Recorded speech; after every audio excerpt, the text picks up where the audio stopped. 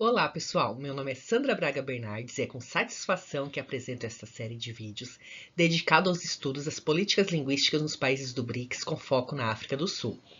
Esta produção foi desenvolvida no âmbito da disciplina de Políticas Linguísticas ministrada pelo professor Dr. Gilvan Miller de Oliveira, como parte do programa de pós-graduação em Linguística da Universidade Federal de Santa Catarina. Este vídeo inicial tem caráter introdutório, onde abordaremos o conceito de políticas linguísticas no contexto dos BRICS, além de uma apresentação geral da África do Sul, onde discutiremos aspectos históricos e sociolinguísticos. Convido vocês a acompanharem esta jornada sobre as políticas linguísticas na África do Sul, um país que se destaca por sua complexidade cultural e por adotar uma das políticas linguísticas mais amplas do mundo, com 11 línguas oficiais reconhecidas constitucionalmente. Espero contribuir para uma reflexão sobre o papel das línguas na construção da cidadania e identidade de uma nação.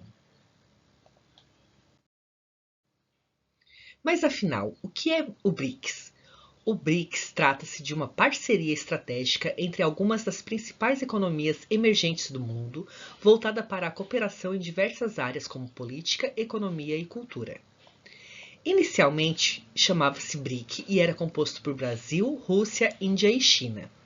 O grupo foi idealizado em 2001 e consolidou-se politicamente a partir de 2006, com sua primeira cúpula oficial realizada em 2009. Em 2011, a África do Sul juntou-se ao grupo, passando então à nomenclatura BRICS. No ano de 2024, Egito, Etiópia, Irã, Indonésia e Emirados Árabes Unidos passaram a integrar o grupo como membros permanentes, totalizando 10 países.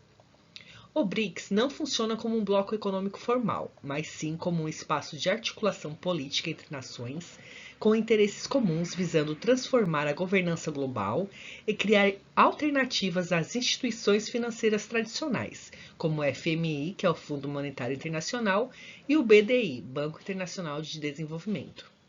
Além disso, o BRICS desempenha um papel importante na agenda internacional, buscando reformas na governança global e promovendo o desenvolvimento sustentável. É importante ressaltar que o BRICS possui também uma categoria de países parceiros, que se beneficiam da cooperação com o grupo sem serem membros oficiais. A presidência do BRICS é rotativa, sendo assumida anualmente por um dos países membros, nesse ano aqui no Brasil. Agora que já falamos um pouquinho sobre o BRICS, farei uma breve abordagem ao conceito de política linguística, que é o nosso foco de interesse. A política linguística envolve ações planejadas por governos ou instituições para promover, preservar, oficializar ou mesmo restringir o uso de determinadas línguas em espaços públicos, educacionais e institucionais. Segundo o linguista norte-americano Joshua Fishman, um dos pioneiros neste campo, política linguística refere-se ao conjunto de decisões e esforços conscientes feitos por governos ou instituições para influenciar o comportamento linguístico dos indivíduos e grupos sociais, especialmente em contexto de multilinguismo. Para Fishman, as políticas envolvem tanto a promoção quanto a restrição de línguas, com o objetivo de regular sua função, uso, aquisição e manutenção nas sociedades. Outro importante linguista que aborda essa temática é o linguista francês Calvet. Este destaca que a política linguística é a forma como a sociedade organiza as relações entre as línguas e o espaço social, sendo inseparável das relações de poder. Para Calvet, toda política linguística é, antes de tudo, uma política, ou seja, envolve escolhas ideológicas e estratégicas de dominação ou resistência, refletindo os interesses sociais e políticos de grupos hegemônicos ou minoritários. Ele introduz também a ideia de ecologia das línguas, em que diferentes línguas coexistem em um mesmo espaço e estão sujeitas às dinâmicas de competição, substituição ou valorização. Agora que conhecemos um pouco sobre o conceito de políticas linguísticas, vamos voltar nosso olhar para um exemplo emblemático que é a África do Sul.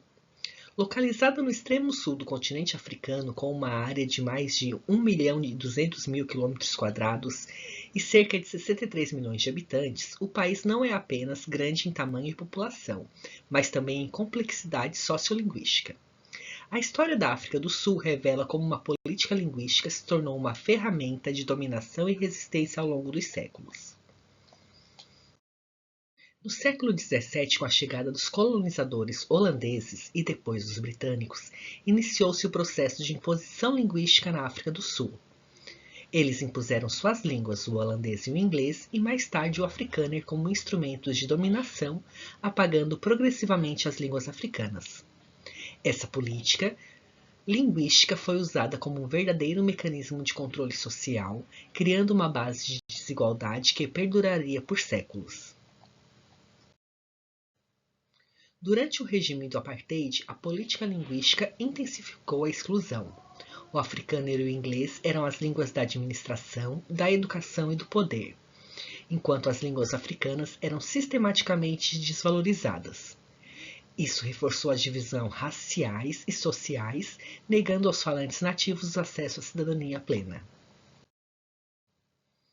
Com o fim do apartheid em 1994, a África do Sul deu início a uma transição democrática que também transformou sua política linguística. A Constituição de 1996 reconheceu 11 línguas oficiais, promovendo a diversidade cultural. Cada província passou a ter autonomia para valorizar a língua mais adequada para o seu contexto regional. A África do Sul possui 11 línguas oficiais, mas a distribuição dos falantes não é uniforme. A mais falada é o Zulu, com cerca de 23% da população, seguido pelo Xhosa, com aproximadamente 16%, e o Afrikaner, com cerca de 13%. O inglês, apesar de ter status de língua oficial e amplo uso institucional, é a língua materna de apenas 9% dos falantes. Outras línguas têm entre 4% e 8%. Essa diversidade linguística revela um país profundamente multicultural, mas também evidencia desafios como o desequilíbrio no prestígio e no uso das línguas, já que o inglês e o africâner ainda predominam os meios de comunicação, no governo e na educação superior. A política linguística precisa garantir não apenas o reconhecimento, mas também a valorização e o uso ativo de todas as línguas no cotidiano das populações. A política linguística é muito mais do que uma escolha de idioma. Ela reflete o modo como uma sociedade se organiza e reconhece seus cidadãos. Na África do Sul, após o apartheid, a linguagem passou a ser uma ferramenta de reconstrução social. A Constituição de 1996 oficializou 11 línguas, reconhecendo o valor de todas as comunidades. Isso fortaleceu o ideal de um país inclusivo, democrático e multirracial. O futuro da política linguística na África do Sul depende da valorização efetiva das línguas africanas e da promoção linguística como direito fundamental da população. Finalizo essa apresentação deixando as referências que embasaram este trabalho e aproveito para agradecer pela atenção de todos.